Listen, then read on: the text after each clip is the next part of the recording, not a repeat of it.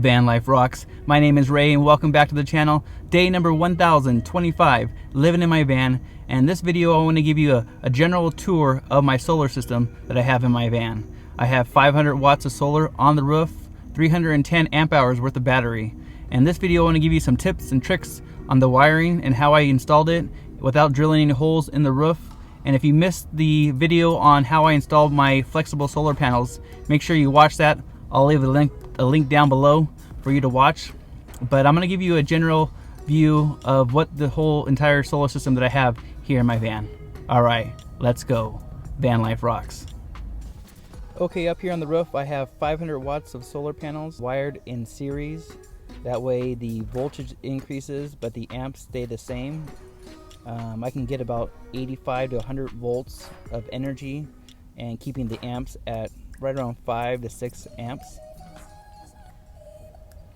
But from the panels here, I have 8 gauge wire running down the driver's side of the vehicle.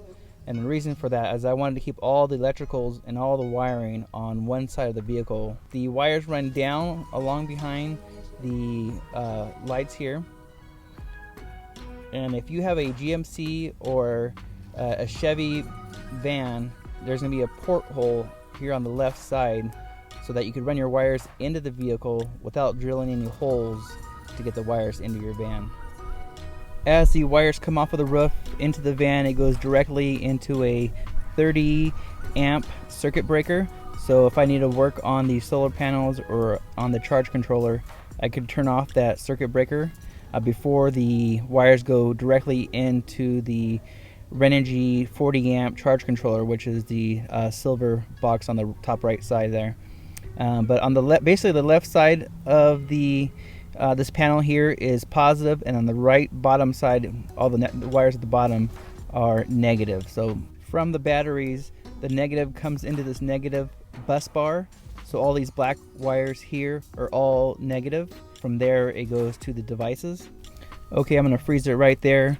The two left wires, the red and black wire, those are the wires coming from the solar panels into the charge controller, where the charger controller can control the amount of energy that it sends to the battery, which are the two right red and black wires going directly to the battery.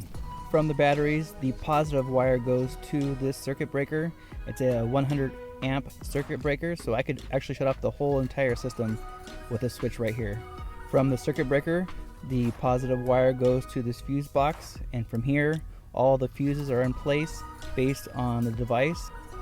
So this fuse box powers all my 12 volt DC power devices in the back of the van, such as lights and USB ports. And this fuse box is located in the doghouse up front on the van. Above this fuse box there is the display for my battery, so it can measure the amount of energy coming from the solar panels. This is early in the morning. I just woke up and the batteries are showing 12.5. Okay, down here on the right are my house batteries, very close to the control panel there. And these are two VMAX deep cycle AGM batteries. Each battery is 155 amp hours. They're wired in parallel, so the total is 310 amp hours worth of battery power.